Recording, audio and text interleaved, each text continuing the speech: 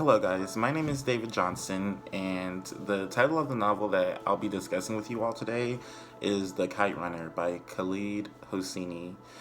He's an Afghan author. He specializes in historical fiction, such as this work of art we're going to dig into today. Before we do that, however, there is a quote that I would like you to think about. This quote is said by Baba, a very significant character in the novel. He tells this to his son Hassan, so just think about this real quick. He says, "There's only one sin, only one, and that is theft." So, what do you guys think about that? He does go more in depth into what he means by that, but I want you guys to think more about what you guys think. Do you guys think that theft applies in other ways somehow? Be thinking of examples as I'm delving through this novel here. So the story follows and tracks the life of Amir, who lives in Afghanistan with his father Baba and their servants, Ali, who is a grown man, and his son, Ali's son, Hassan.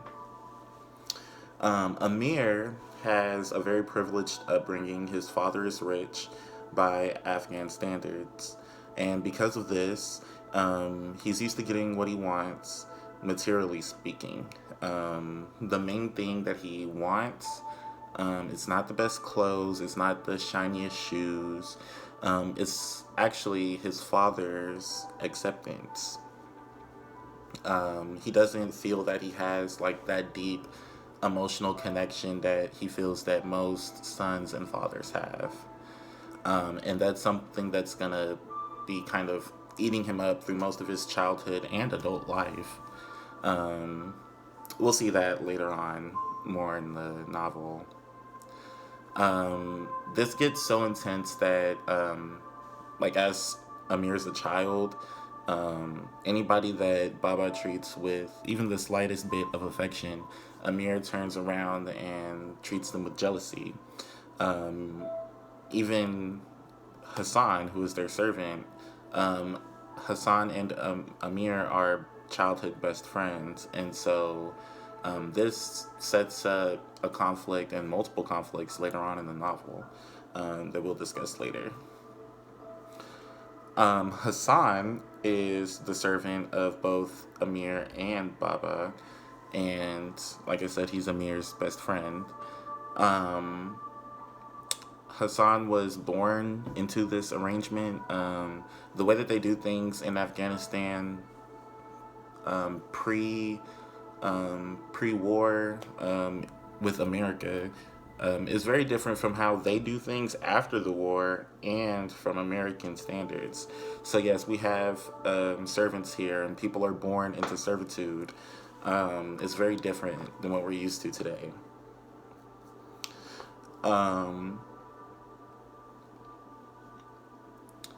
Baba is described as a rich man by Afghan standards.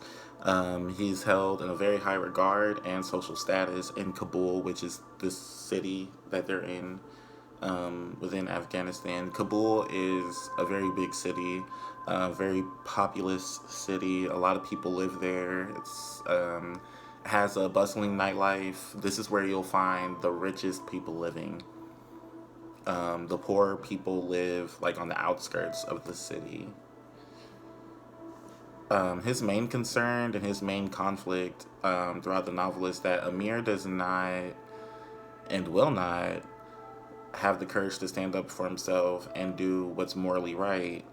Baba views himself as a morally just character and tries to teach Hassan to be the same thing. Sorry, Amir. He tries to teach Amir to be the same thing. I think Amir describes Baba best himself when he is describing him as proud, independent, and determined, but is a person who can be very emotionally distant and impatient. These qualities only grow with intensity as Baba gets older. Um, like I said, we'll get more into what happens when everybody gets older later on. The book is kind of two-parted in a way. There's kind of like life for Amir and his whole family um, before the war and after the war. After the war, um, Amir and Baba, they start a new life in America, and we will discuss all of the hardships they go through there later on. But right now, let's talk about Ali. Ali, I kind of thought of him as um, not a replica, but a parallel character to his son Hassan. Both have very low social statuses as poor Hazaras. Hazara is the name given to someone who is um, of a different complexion. I believe they are of a darker tone. Um, they are poor people. They are just very low ranking on the social totem pole. They go by Hazaras. Um, and they're like in an entire race. I don't know really what to call it because, you know, they're all Afghani people. Um, it's just sections, I guess, of Afghani. Um, Hazaras are at the lowest of that totem pole. Um, Both are childhood friends of both Baba and Amir. Ali is the friend of Baba when they're younger, and Hassan is the friend of Amir when they're younger. They both have physical deformities. The book describes Hassan as having a cleft lip. If you haven't seen it, I encourage you to look it up. You might have seen someone with a cleft lip or cleft foot or something like that. It's more common than people think. But this physical deformity is actually something that we see throughout the story. Is more significant than just a facial deformity. We'll learn later. Both go through seemingly similar betrayals in vastly different ways. Sex is a very crucial thing that kind of breaks a lot of the relationships between Ali and Hassan with different characters within the book. Then we have Sorab. Sorab is the adopted child of Amir towards the ending of the novel. He's treated as an extension of Hassan, much like Hassan is treated as an extension of Ali, if that makes sense. They both share similar personality traits and even have striking physical features. Sarab also is stated to have the cleft lip that Hassan has. Both are sexually abused by the same man. Both are child servants. Both carry a slingshot as a form of weaponry and protection. That isn't something that is like particularly popular in Afghanistan. People don't carry slingshots around like how people carry guns here.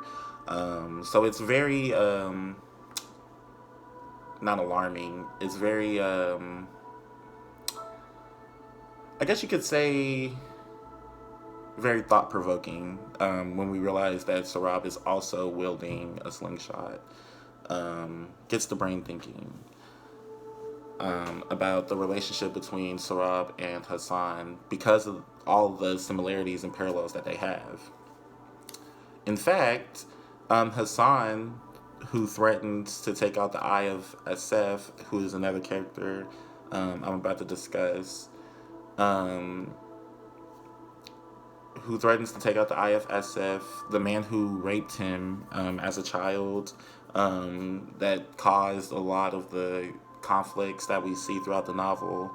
Um, Sorab takes out his eye almost 25 years later, without even, talking to each other, conversing about it. It was very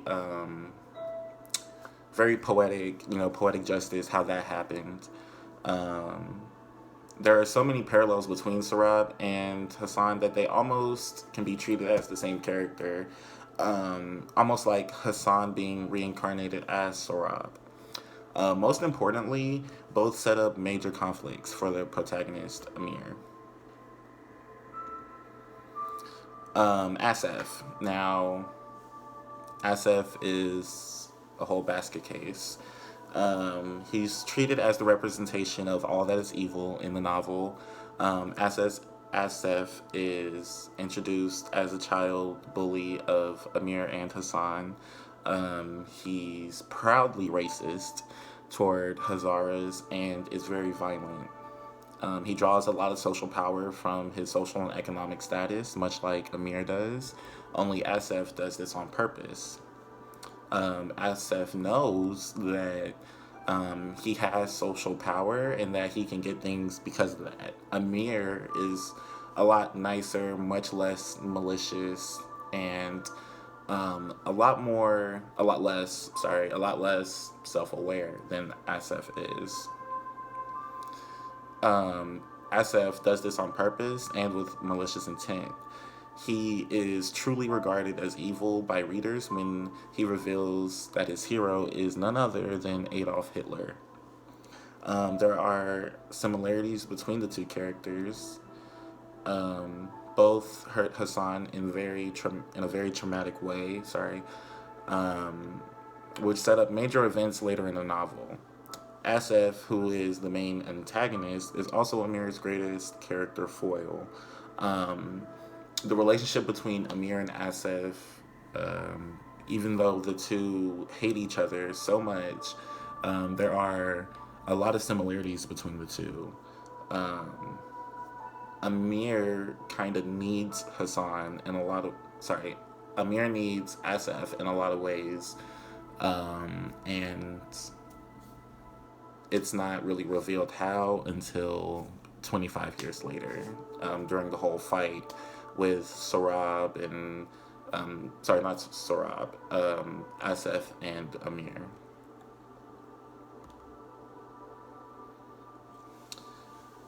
Main conflicts in the novel include character versus self. This is where the characters having an internal conflict. Character versus character. That one's self-explanatory. The character has a major conflict with another character in the same novel. And character versus society. This is where the character has conflicts with society. This can be like a group of people. This can be societal beliefs. Just, the way things are. A character may not like, political views or anything like that. We see a lot of character versus self throughout the entire novel. It's literally what drives the plot. Amir has inner conflicts with himself about his father's acceptance, or the lack thereof, and guilt in regards to Hassan and their relationship. We see a lot of character versus character. Toward the end of the novel, Amir has to fist fight Asif in order to save Sorab from Asif's custody. This fight is very crucial, as not only is one of the only fights to occur sorry about that, occur in the novel, but it also brings a lot of significance to the plot and to the characters within it. We see character versus society. In the beginning of the novel, Asif and his friends are upset at the fact that Hassan, who is a poor Hazara servant boy who is best friends with Amir, And, SF and his friends, they're disgusted by this. Why would someone of such high social and economic status sully their hands playing with such a poor, vile Hazara boy like Hazan? Like, why would he do that? Um, SF takes this as a slap in the face. He takes it personally, and him and his two friends are disgusted by their relationship. So, almost routinely, the three boys bully the weaker two boys, the two boys being Hassan and Amir, not every day. But like I said, it's routinely, almost every day. This novel, to me, it's a literary masterpiece because of the multitude of themes Hosseini introduces. When we boil everything down to its purest form, we get the themes that are most always present throughout the duration of the entire novel. Whether it be friendship or faith or human nature, class differences, loyalty, fathers and sons and humanity, lies and secrets. It even calls into question what the role of a mother is, which I think is a huge question that I think any reader will have an answer on. More themes include honor and courage and choices. All of these themes are blaringly obvious throughout the whole novel and set up the biggest conflicts and events that we see here. The biggest lesson in this novel is taught by Baba and life in general, and it's learned by Amir and by extension the reader. He learns that people are flawed creatures, no matter how perfect they may seem. We, as children, we have this same outlook with our parents. When we're younger, I think that we all have this idea that our parents are just so great. We have this great respect and love for them. But it's not until we're older and we've lived life a little bit that we realize, what our parents go through, more of, their past and everything. Your interpretation of your parents and everything that you know about them tends to change a little bit. I can't speak on, your personal relationships, but I do know for the most part that people do tend to still love their parents and respect them and everything. It's just that we see them differently now. And that's the same thing that happens here. This is most evident with Baba, whom Amir holds in the highest respects. He learns of some of the goings on of Baba's youth, more about the kind of work he does, just how did he get so wealthy.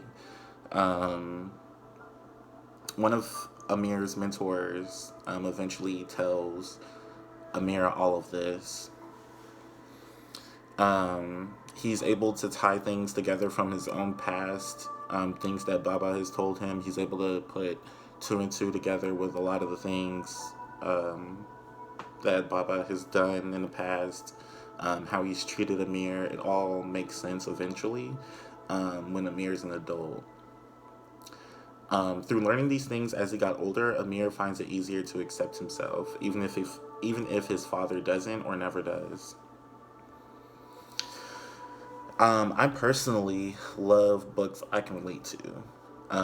If I can, empathize or sympathize with a character or put myself in their shoes, it makes the book much more enjoyable for me.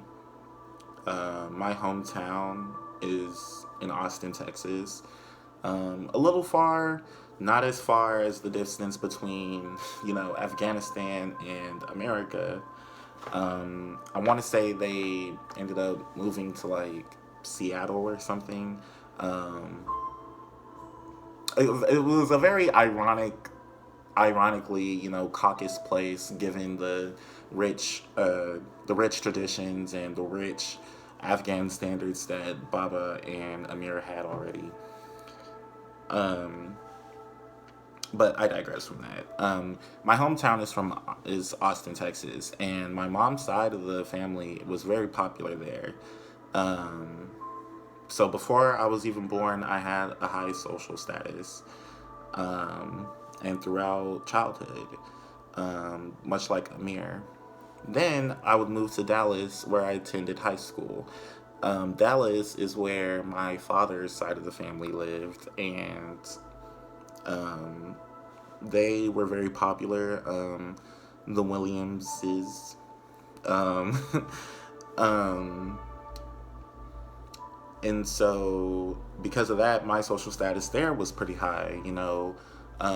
Students that went to my high school didn't know me, but once I spoke more about my family and stuff, it became apparent that my family were already friends with people's family that I was students with. Um, Sorry if that didn't make sense, but yeah, my reputation kind of perceived me in Austin and in Dallas. Amir had a lot of the same things going on too. Um, because of my social wealth, I was able to get a lot of the things that I wanted. I knew people that I didn't know that I knew. um, so at a lot of family gatherings, people would just come and like slide me 5, 10, $20, just because they hadn't seen me since I was this little, and all of that great stuff. Um, I didn't think anything of it. I thought it was great. But now I can draw that really thick line, that parallel with Amir, because he had the same thing. And now that I live in Houston, I try to adjust to a new life without the social wealth that I had before. Um, Now I have to build that on my own, much like Baba had to do, and much like Amir had to do. Much more specifically, Baba, because his social wealth was his own, that he developed himself, and all of that went to shambles when he moved to America because nobody knew who Baba was. Nobody was really, I'm sure people are aware of the some Afghan culture and how they do things, but all in all, um, Baba had to start all over again with his whole life. And that's kind of what I'm doing now. Um, just under much less threatening circumstances. There's no war going on that's making me flee anywhere. Um, and as far as like who can enjoy the book or who would enjoy the book, I think people who, well, first of all, anybody with a high school reading level or above will have no problems reading and comprehending the book.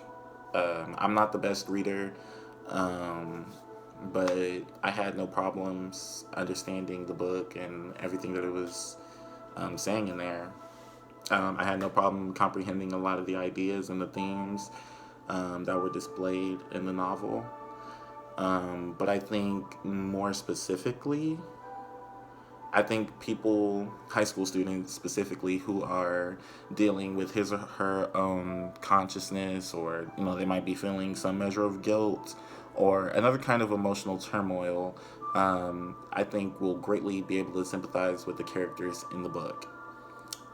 People who are of Muslim faith will have a great time finding parallels in the book and they're in their own life. Um, Victims of sexual abuse, although unfortunate, can find parallels and learn that they are not as alone as they may think. All in all, this novel is best for high school students who have an affinity for cultures and cultures that are outside of their own, and can relate to emotional turmoil, which is a vast majority of potential readers. A lot of high school students are going through some kind of emotional turmoil whether it be self-inflicted anxiety over, major assignments coming up. It might be emotional stress from parents, siblings, relationships. It can be possibly anything. High school is a very stressful, emotional time. So that's why I think that The Kite Runner is not only a great, fantastic book, but it's a great and fantastic book for anybody in that setting.